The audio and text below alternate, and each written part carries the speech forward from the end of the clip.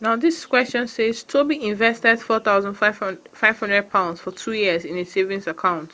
He was paid 4% per annum compound interest. How much did Toby have in his savings account after 2 years? This will bring us to a topic we're going to call interest. Now, what is interest? Interest is basically the extra amount of money you gain when you invest a particular amount of money into something.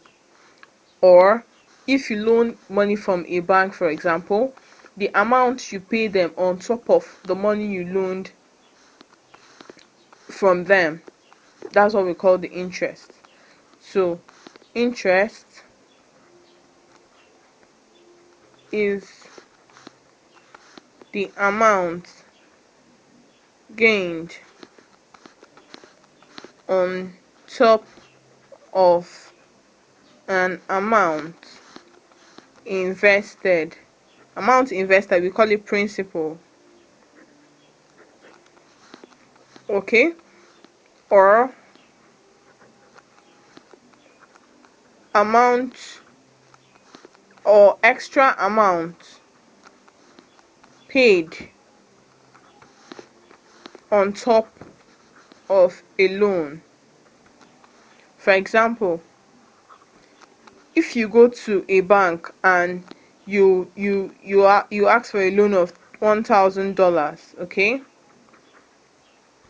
and the bank asks you to pay an annual rate of 5% on it, okay, and asks you to pay back, ensure that you've paid back the money within 5 years with the interest, okay.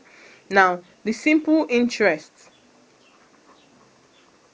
that you're going to pay to the bank on top of the $1,000 is going to be principal. This principal, now this is your principal, this is your rate, and this is your time, times your rate and times your time, okay. Now it's going to be, your principal is $1,000, okay, times the rate is 5/100, times your time is 5 years. Now this cancels out, it's going to give you $250. So the total money you're going to give, total amount you're going to give back to the bank is going to be $1,000 plus $250, which is going to give you $1,250. That's when you're paying back with simple interest, okay. Now this is basically why we call it simple interest, because you just calculate the interest at once. You don't do it per year of interest, you do it at once and then add it to the amount you loaned from the bank and then pay it completely. But there's another one that we call compound interest.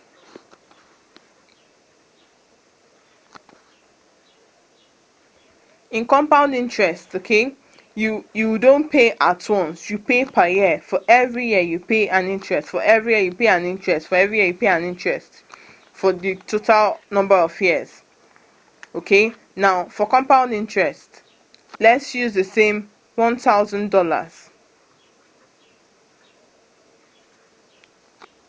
at 5% annual rate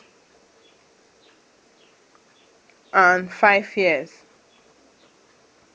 So for this one we have to calculate the interest per year.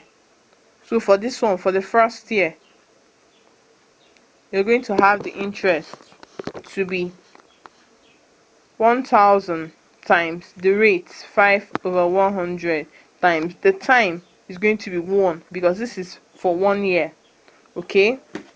Now calculating this, you're going to have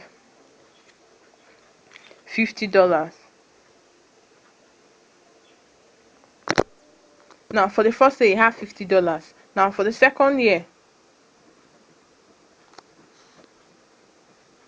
the principal will now be the $1,000 you had before plus 50.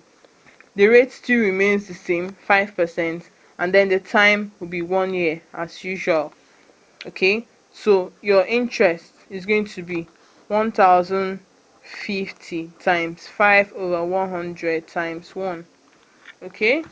and it's going to give you 1050 times 5 divided by 100. It's going to give you 52.5. 52.5, and that's for the second year. Okay, now for the third year, your principal is going to be this 1050 plus this interest 52.5, and your rate is going to be 5%. Your time is going to be 1. Okay, now plus 1050, that's your interest. Your principal is going to be 1102.5. That's adding this together, while your rate is 5%, and then your time is 1.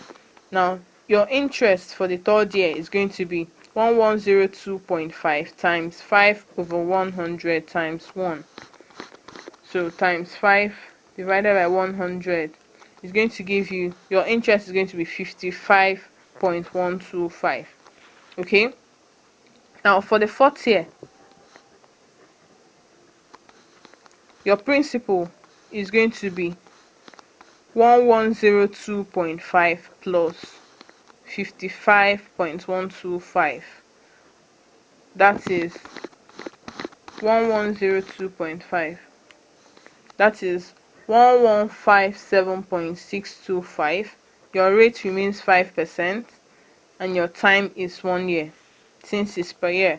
So your interest for that fourth year is going to be 1157.625 times 5 over 100 times 1 times 5 divided by 100.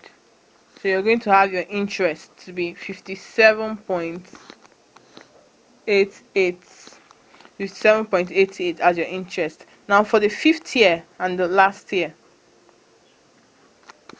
your principal will now be 1157.625 plus 57.88. 1157.625 plus 57.88. So your principal is 1215.51. Okay, and your rate still remains 5%, while your time is 1. Now your interest for that year is going to be 1215.51 times 5 over 100 times 1 times 5 divided by 100, 60.78. Okay, now this is the interest for the fifth year. Okay, now the total interest, or the compound interest, you see that compound interest here means interest for 1 year, interest for first year, plus interest for second year, plus interest for third year, plus interest for fourth year, plus interest for fifth year. Okay, now adding everything together, compound interest will be equal to 50.52.5 plus, or 50 plus 52.5 rather, plus the next interest is 55.125 plus 57.88 plus 60.78. Okay, now adding that together, you're going to have this plus 57.88 plus 55.125 plus 52.5 plus 50. We're going to have, okay, let's do that again. Now it's going to give you 276.28 as a compound interest. Now the total amount you're going to give back to the bank, if it's a bank you loan money from, is 1,000 plus 276.28. Is in dollars, please. Okay, it's going to be 1,276.28 dollars. Now you agree with me that this step is actually very lengthy when you're trying to calculate compound interest. So compound interest has a particular formula that you could use to calculate it. Now the formula is this: for compound interest, you have the for compound interest, calculating from amount. First of all, from amount, that's this total amount you have, you're going to have P, principal, into 1 plus R over 100 raised to power n. While P is the principal, the R is the annual rate, and the n is the number of years or the time. Okay, now using this now to calculate all those lengthy things we did, the principal was $1,000. Okay, and then the rate was 5%, and then n, or the time, was 5 years. So let's substitute that into this equation so we could be able to get the amount to be the principal 1,000 into 1 plus 5 over 100 raised to power 5 n. Okay, 1 plus 0.05 is going to give you 1.05 raised to power 5 will give you this, times 1,000 is going to give you $1276.28, which is the same thing we got here. Now if you want to get the compound interest from here, after getting this, you just subtract from, or the compound interest, you just do 1276.28 minus the principal 1,000. It will give you 276.28, which is the same thing we got as our compound interest above here. So that's it for compound interest. Now bearing that in mind, we now use it to solve this question that was given, that Toby invested an amount £4,500, and now after investing it for 2 years in savings account, he paid 4% per annum compound interest. That your principal is £4,500.